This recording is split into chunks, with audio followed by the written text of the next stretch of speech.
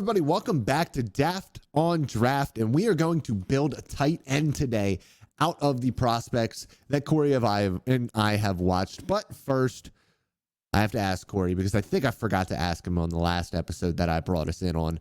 Cory, how are you doing today? Yeah, I am doing well. I'm doing well. We are at Wednesday now. Yeah, Wednesday Thursday. now. Wednesday. No, Thursday. You're right. Yeah, We should start. Yeah, let's this is start what that over. happens, Yeah. ladies and gentlemen, when you record 4 episodes in 2 days. And we would normally record on Monday and Wednesday, but we're recording Monday and Tuesday, just full transparency. I am actually going to change my shirt in between recordings this time, though, for you guys looking on YouTube. Because I think last time we did 4 episodes in 1 day. We didn't change our shirts. So we're just grinding so hard we don't have time to change our clothes. But no, we're going to build a tight end prospect, and it's going to be a lot of fun. Obviously, this is the Harold Fannin Jr. Podcast, so you're going to hear his name. We're going to talk about him even more than we already have on this podcast. But it is well-deserved when we do bring him up. But this is a fun little exercise that we have going on. We're taking traits from different guys. The toughest part about it is it would be very easy to just pick the 3 top guys and pick their best traits. But having to parse through and not be able to use guys twice makes tough. this so difficult because you want to use some of these guys for 2 or 3 of these categories, but you can only choose them for 1. So you might not even be choosing them for what they are best at. But you have to choose them because you don't have a better option for that other thing. And you're trying to build the best tight end that you can here. You're not trying to use that person's best traits. You have to build the best all-around guy, which I think we have both done. And honestly, I don't think our answers will be too different on this one. I think we see this tight end class pretty similarly. But let's start it off. We are going off of these categories. Catching, so like spectacular catch, mostly like who can make the big play. Route running, blocking in general, pass blocking and run blocking will be spoken of. Explosiveness, which when you look at athleticism in general at different positions, there is such a high correlation to athleticism and success at the NFL level at tight end specifically that things like explosiveness are massively important for this specific position. YAC, and then size, because size is another thing that at tight end is quite important. Yeah. So let's start it off catching. Cory, who are you going with here? Yeah, so if you watched the Penn State Kent State game last weekend, this shouldn't be a surprise. Not only is it catching, but we're talking about catch radius as well, the ability to home in balls outside the frame without any sort of difficulty. And again, we both picked Tedero McMillan for this when we did a wide receiver because he's 6'5" and has an extraordinary wingspan and can seemingly he's a ball magnet to anything that comes toward him. I'm going to go with Penn State tight end Tyler Warren here. And I know me and you were going back and forth. We're like, we could use him here. We could use him here. We could use him here. I'm going to go ahead and just use him on the ability to make the spectacular play, the spectacular catch here. Again, that one-handed grab he had along the sideline where the defender literally ran through his ribs and he didn't budge is one of the funniest reps of college football I've seen so far this season as well, where he was fully extended. The defender took a shot at his fully extended frame and he did not move off of his spot. And that also goes to show that we could have used him for size. For too, size, he is like a I really wanted 6'5", 255, 260. Yeah, he's a big boy. He is a big boy. So, but I'm going to go ahead and get that out of the way here, and I'm going to take him for hands. But again, like there's another guy that we've deemed ourselves the Harold Fannin podcast, and we might as well talk about him wherever we can because we're going to. He hasn't dropped a pass in 2 years. So we could have used him here as well. So, but I'm going to go use I'm going to use Tyler Warren here because I want to hold on to Harold Fannin here for a little bit. Yeah, and I think all of the top guys that I've seen so far have pretty decent hands overall. Look pretty consistent and have good catch technique as well. I'm going to also choose Tyler Warren for this, and I could have used Tyler Warren for like 4 of these because at the end of the day, he's a Penn State football player. So, he's going to absolutely annihilate the NFL combine.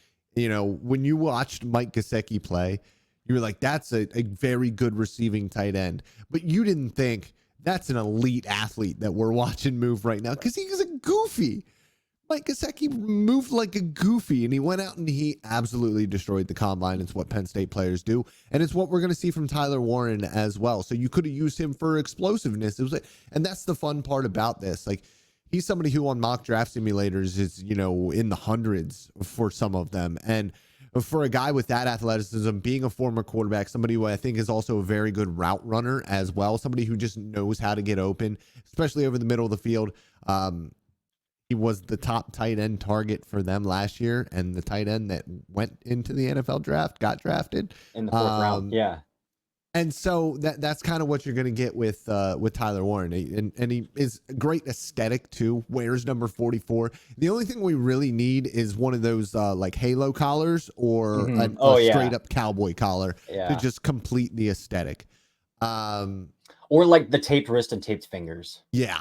Just go full tight end aesthetic. Oh yeah. Like Dallas Clark. Straight up Dallas Clark. Yeah. Yeah, there we go. But that's about all I have to say about it. I could talk about Tyler Warren a lot because he's my favorite part about that Penn State team. But route running. Yeah, this one's really obvious. And again, I'm pretty sure he used the same one here. There is one tight end who moves way better than everybody else in this class. That moves way better than everybody else in this class. We better have the same name here. You can line him up at X. You can line him up in the slot. You can line him up at like in line, and he is going to beat whoever is across from him because he moves so well. And it's Colston Loveland from Michigan. Okay. Yeah, and we do have the same guy. Like Michigan, if you haven't noticed, their passing attack is anemic this year. 1, because their quarterback play is terrible. 2, because they graduated a lot of their wide receivers over the past 2 years as well. And so their wide receiver crop is also abysmal. So they are putting him at X. They are playing him at X. And he's doing it admirably in the way that he's getting in and out of his breaks, the way he's releasing off of the line of scrimmage. I mean, it's got to be Colston Loveland here. And there's a reason that Colston Loveland is the unanimous tight end one in this class. To most people, I would say that I am a little more contentious on that because, again, with tight ends, you need to see some testing numbers. You need to see some other things like body typing that I'm a little cautious of with Colston Loveland and some things like that. So he's not my my unanimous tight end one, and he might not be my tight end one by the end of this road. But I mean, as far as their ability, their receiving ability, their route running ability, in and out of breaks, how fluid they off the line of scrimmage. I mean, he's one of one in this class, right? I mean, it's Colston Loveland in that regard. Yeah, it's easy. He moves very much like a wide receiver. There's a reason why he is the tight end one for a lot of people, and how it translates to the NFL level. That's my big concern, man. I mean, we can talk a little bit about this. I didn't mean to cut you off, but like, if a team wants a wide receiver, why not just draft a wide receiver? And if you're taking him to play a tight end, then what are you drafting him to do? Exactly. Like, what is his role at the next level? Is he going to be a big slot? A big slot? Yeah. And then you're just going to want to draft somebody who is more explosive. And listen, it's not. Well, there's one team I can think that likes to use their tight end as a big slot, and their potentially best tight end of all time is showing his age this year. That might that is true. In the first round, but that is true. And listen, I mean, he's got a lot to keep up with at this point in his career. So on top of being 33, 34, so he's got a lot going on. He's dating the most famous person and one of the most famous people in the world. I would say probably the most famous person in the world at this point. On a massive world tour that he was going on as well. He is definitely showing his age. And a situation like that is one where Colston Loveland could absolutely thrive. But there aren't many situations like that around the league. And so you do wonder about his fit because he's not a good blocker. He's not a good blocker. He doesn't have a great frame for the position. So you do really wonder just how versatile he is, because versatility is a part of my grading scale as well for tight ends, because I do think that it is important, because there aren't many teams who are just running out their 6'5", 240-pound guys, 235-pound guys at slot. It's or even at X. It's not happening. So really good football player, really great receiver, but if you want a receiver, you draft a receiver. Yeah. The Chiefs thought that I just put out there is really scaring me now. Like, he could go day one and he could do that same stuff with Patrick Mahomes, where they just freelance and they know how to read each other's minds and they get into space. And That Yeah. terrifies me a little bit. But The fall over fumble against was that against Texas, I think. He just fell over and fumbled the football. It was so weird. And there's like some weird like Mike Gesicki movement to him every once in a while. And another thing about him, just to bring him up more, I don't think he's great after the catch either. And so that's like, if you're going to go down right away, if you don't have the creativity to make guys miss after the catch, that limits you as well. Again, great route runner. He knows how to get open. He's a great, smooth athlete, but it doesn't translate after the catch. And he's not a good blocker. So what do you do with him? Right. That's my big thing there. So, but moving on, blocking is our next category. And this is good. We're gonna bring this up, and I think we're gonna have the same guy here. I think so here too, because he's the guy that we both wanted to use in 3 different categories as well, because we both have watched him early this season and been like, man, this guy's really freaking good. Yeah, and if I could sit down and watch the Texas offense every single day, I would, because I just enjoy watching it operate. But it's Gunnar Helm. Gunnar Helm is somebody who really does the dirty work that you want from a tight end. And like Cory said, we could have used him at multiple different spots here. Somebody who I think has really sharp hands, and not just sharp hands, but somebody balanced, soft hands. Somebody who easy hands can turn his head at the very last moment, locate the football, and catch it. Because sometimes he is getting the ball within a second and a half of getting out of his stance in that offense. So really great hands from him, an outstanding blocker, not just as a run blocker, but as a pass protector as well. In that Michigan game, against those Michigan pass rushers, not just the 2 edge rushers that we have talked about on this podcast, but also Mason Graham coming around the end, and he ran him up the arc. That is, yes, a 320-pound defensive tackle. So, like, athletically, you should be able to keep up with him. But Mason Graham is a freak of nature, and he has a little bit of outside rush ability to his game. So, to be able to do that on that rep and hold up athletically and from a strength perspective shows that Gunnar Helm is a guy who can do the dirty work that you need from a tight end. Yeah. I have Helm here too, but again, like, do we just want to soft launch it now? Or, I mean, it's a hard launch at this point. I is think the way that we're so talking. I've been hinting it on Twitter. I've been hinting at it on Twitter that I might soft launch a hot take. This guy might be tight end 1. I'll go even further. I think he is tight. I think he is tight end 1. He's smooth as butter when he's working through his routes. He's running every route. He's just not catching balls up the seam off of RPOs. He's running deep crossers. He's running deep outs. They're putting him in the slot. So he's got some alignment versatility. He's the best blocker in the class. That's why we both have him for blocker. Again, his hands are as soft, smooth, balanced, easy as I've probably seen in 2 draft classes at tight end. Like, this guy, like, it's effort. Like, it's like the football is hitting 2 pillows is what it feels like. Like, there's zero doubt that ball is being caught. And then we can talk about YAC after the catch as well. He's hurdled 2 defenders in the open field already this season. So it's pretty hard to poke a hole in his game. He's not as agile as Colson Loveland, but he is smooth. No. His hips are still smooth. He's not sudden. He is smooth. And I'm excited to see what he tests like, because I had, somebody who's well trusted in the industry say, like, yeah, I kind of see him as like a 4.65 guy. And I was like, I think he's probably like a 4.58 guy. I think he's probably like a 4.58 guy. So I think he can move pretty well too when you can put him on a linear path as well. So I'm willing to soft launch the bad boy that Gunnar Helm might be tight end 1 in this class, and you're willing to say he is tight end 1 in this class. From the guys that I have watched so far, he is absolutely my tight end 1. Yeah, I don't really see that changing unless Loveland just absolutely goes nuts in Big Ten play, and it's like, all right, this dude is too good of a receiver, and he's not going to, because their quarterback play is just so unbelievably it's garbage. Yeah.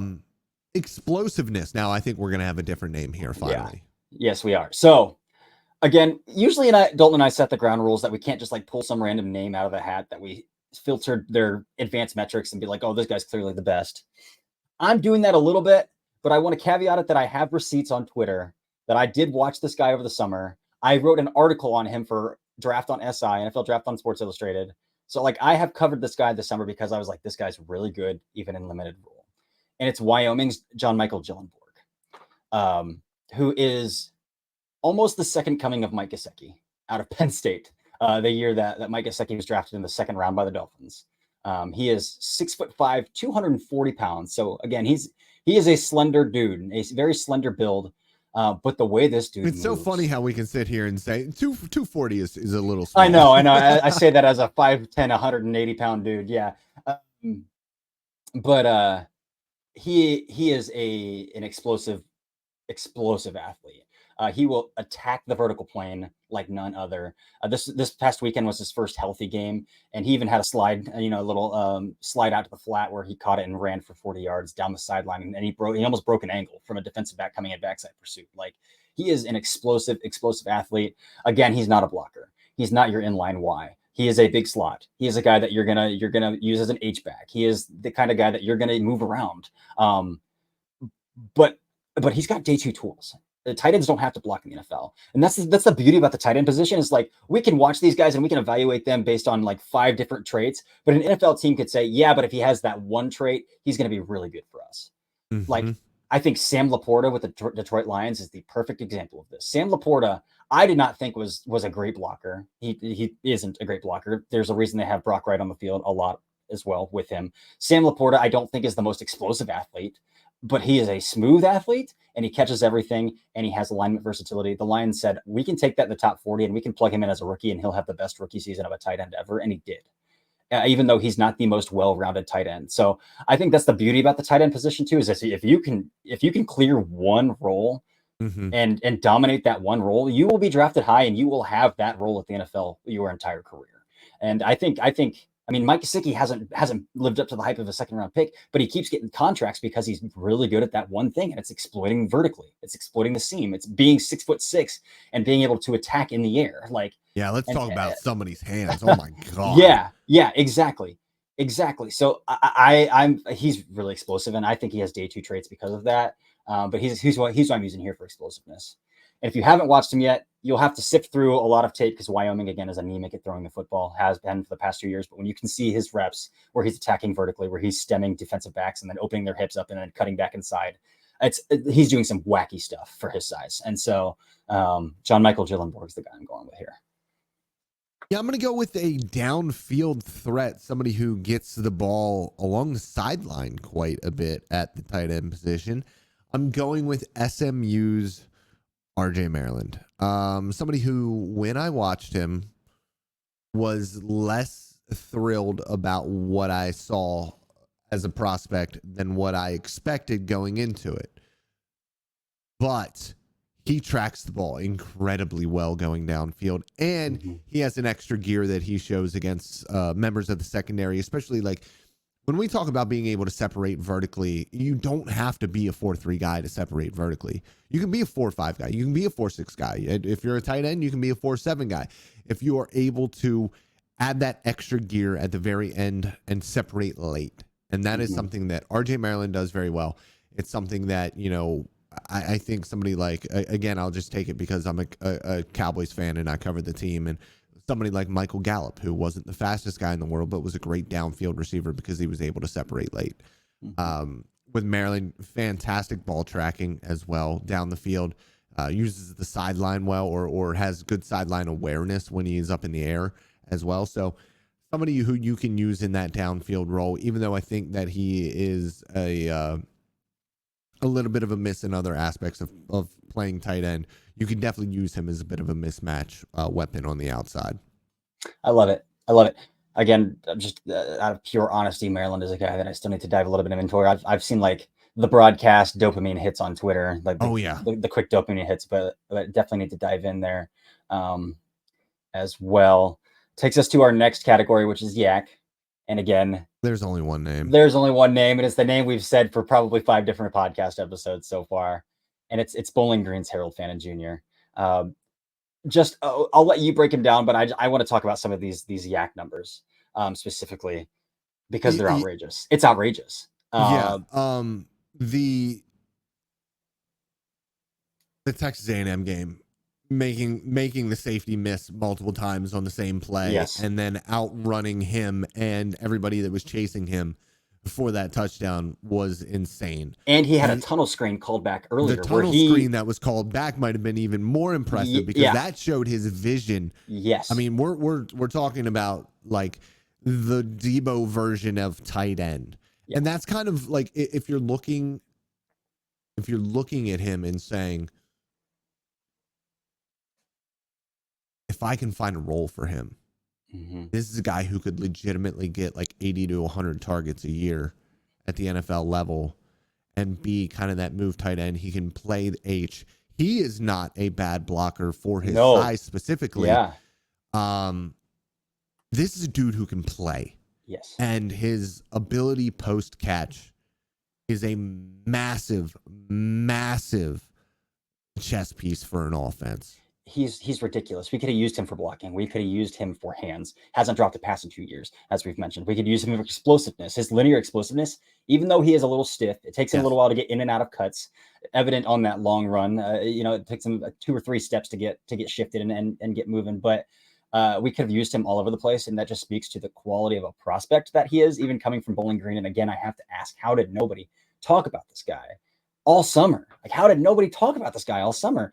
And it's ridiculous. And this goes back to 2023 as well. If you go back and watch some of his 2023 tape, just to get the ball into this dude's hands, they were giving him carries at running back. They were putting him at running back in shotgun and handing him the football. That's how desperately Bowling Green is to get this guy the football, to get the ball into his hands because he's a playmaker. Some of his YAC numbers this year, ridiculous. Last year, it's going to put it into even more ridiculous perspective. Again, he's playing at the MAC level. But we can't really say that when he's just torched 2 P4 schools in a row. We can't just say, well, it's because they played 3. They've played what, 3 games so far? Yeah, and 2 of them are Penn State and Texas A&M. Yeah, and he has 19 catches for over 200 yards and 2 touchdowns in that time frame. So this season, 227 of his receiving yards have come after the catch. Next best is 152 yards. So he's and not 75 yards. Okay. This is another stat that I would like to bring up. He has 227 yards after the catch. Holden Willis from Middle Tennessee and Mason Taylor from LSU are the only 2 wide receivers that have more receiving yards, or only 2 tight ends that have more receiving yards than 227. They've played 4 games. He's played 3. He has more YAC than any other tight end does in that time span. Yes. Let's go back to 2023 and really put this in perspective, what he's doing after the catch. Last year, Harold Fannin Jr., which stinks because they played Michigan last year and he got hurt on the first drive of that game. He had 2 catches already on the first drive of that game and got hurt and left. So I really wanted to see that. Last year, Harold Fannin Jr. had 406 yards after the catch. Second in the nation of all tight ends in college football in yards after the catch. Number 1 tight end in yards after the catch last year with 80 more, with 486 yards, was first-round pick Brock Bowers. Jatavian Sanders was 4th, another guy who we thought was fantastic after the catch as well. So, I mean, this is Harold Fannin Jr. doing it 2 years in a row. Yeah, like at this point, it's getting to the point where I'm beginning to think that Power 4 schools in NIL money cannot match what a guaranteed contract would look like. The guarantees in a contract would look like for him if he were drafted instead of going back to school. Yeah, like that's where we're at with a Bowling Green true junior. He's ridiculous. And doing it against Penn State and Texas A&M is massive. Massive for him. Yeah. All right. We've built a pretty good tight end so far. Let's finish it off with some size. Yeah. Who you got? So I use this tight end mainly because he is a big boy. And he is a tight end that came in with a lot of preseason hype, despite some like just okay tape and a pretty lengthy injury history. So this is the way to fit him into the conversation more than anything. And I'm going to go with Notre Dame's Mitchell Evans, who, quite frankly, I don't think is a top tight end in this class. Based on everything that we've seen from Helm, from Loveland, from Fannin, it's pretty clear those 3 names kind of separate themselves. Tyler Warren's doing some really nice things, but I think those 3 names are kind of in that upper echelon at this point. Again, we're 4 weeks into the college football season, right? Mitchell Evans isn't there. He's not producing. I mean, Notre Dame's, again, their passing offense has been anemic too with Riley Leonard for the most part. So it's taken them a little bit to get going. But even then, I don't think he's a great athlete. I don't think he's a fantastic blocker for his size. I don't know if he has a certain trait that really explodes off the tape when you watch Mitchell Evans either. And then you take into consideration his injury history and what his medical backgrounds might come back in Indianapolis when he gets checked. So I just don't see it with Mitchell Evans as a prospect, but he is 6'5" and 255 pounds. So I will gladly use him as my size for my build-a tight end at 6'5", 255 pounds. And at 6'5", 255 pounds, I'm going with a different name, another name that was very hyped coming into the season over the summer, and that is Oregon's Terrence Ferguson. Not only am I choosing him for the size, but I'm choosing him for the aesthetic at that size as well. The tattoo, it's very much the leg sleeve is so awesome. Oh, it's so the cool. Tattoo sleeve, wearing number 3, the sleeves. It is a very good aesthetic, and being 6'5", 255 is like the perfect tight end size that there is. Especially like a modern day tight end, somebody who does have to move a little bit and play the wide receiver position. Now, Ferguson, you were talking about being a little bit underwhelmed. The name just escaped me of the Notre Dame tight end. See, this is what I need to do. I'm so close to becoming full crusty and just not even saying dudes' names and just saying tight end number 3 from Oregon. And that's it. Like the old school NCAA rosters where they didn't have they couldn't pay the name and likeness. I know some very old scouts that do that same thing because they can't remember anybody's name anymore. But it's Terrence Ferguson, somebody who was a little bit underwhelmed with the tape. He's not a bad football player by any means. I think when you are a tight end, you need, as Cory was kind of talking about earlier, that go-to trait, and he just doesn't really have the go-to trait to be a calling card, to be, a top 75 pick, in my opinion. He kind of reminds me a little bit. He's more athletic than Cade Stover is, but just that guy who he could have a 10-year career as a number 2 guy or even start at a spot here or there, but probably never going to be a top end guy. Doesn't really have the athleticism for it. Isn't the best blocker in the world. He's not a terrible blocker, but it's not his calling card either. So I think somebody who is just going to kind of find a roster spot, find, some reps as a number 2 guy somewhere, but definitely has the size to be a professional tight end. Yeah. Yeah. I do want to hit, this has nothing to do with our build a tight end, but we mentioned it a little bit with explosiveness. And I think it's worth the conversation while we're talking with tight ends is how important just overarching athleticism is in tight end more than any other position. And because you can get, especially running back, you can get away with being 4'5" as a running back. You can get away with being 4'7" as an edge rusher. You need to be a high-end athlete to be a top-end NFL talent. I recorded the To What to Watch For in Scouting Tight Ends with Trevor Sikkema this summer over tight ends. And we went through, and I think relative athletic score is pretty flawed, but I think it's the only metric we have right now to put athleticism into a score of 1 to 10. And so I think we need to use it. And we pulled the top 10 tight ends in the NFL. They all have an RAS of over 9. Yeah, and I think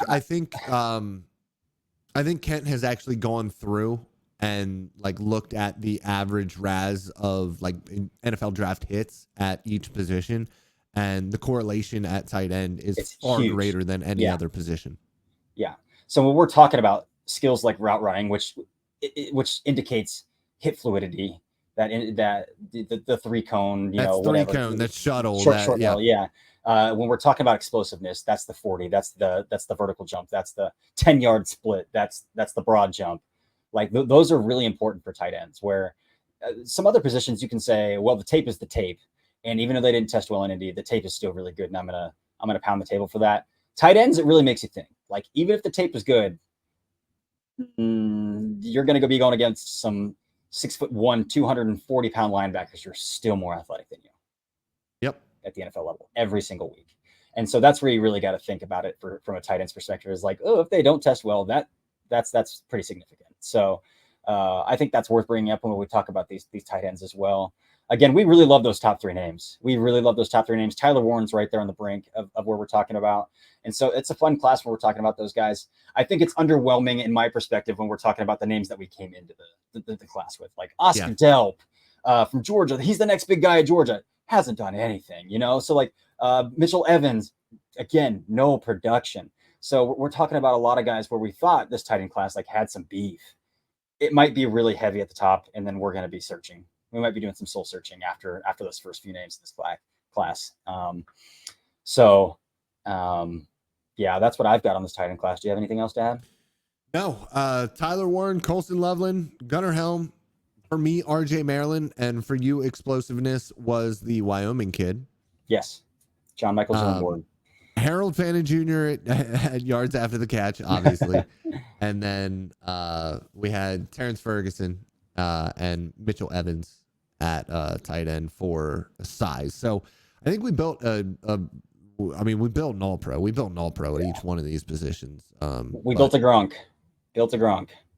Yeah, dude. I don't even think we built a Gronk. You can't build a Gronk. I can't. Dude, now I want to go back and watch Gronk highlights because that man was an absolute freak of nature. If he had a back, he would probably go down. He still might go down as the best all-around tight end to ever play the game. But yeah, I mean, I don't know if it probably will because the NFL is getting more pass heavy. But it might take a while because we're cycling back to running the football again at a high rate in the NFL. We have to. Nobody can pass the football right now. But we might take a while to see Travis Kelce's production ever met again. Now that we're cycling back, but those two dudes are, and Travis Kelce's another one of those guys. Travis Kelce can't block a lick. And the Chiefs just don't freaking care because he has that role. He has it, man. He's got the mind mold with Patrick Mahomes. So like he has it. All right, we will be back tomorrow to talk about a phenomenal week 5 of college football. We are pumped for it. One of the games of the year in week 5, but a ton of really good matchups. We will be back to talk about that tomorrow. This has been Daft on Draft. He is Corey Kinnan. I am Dalton Miller. I love you guys. Until tomorrow.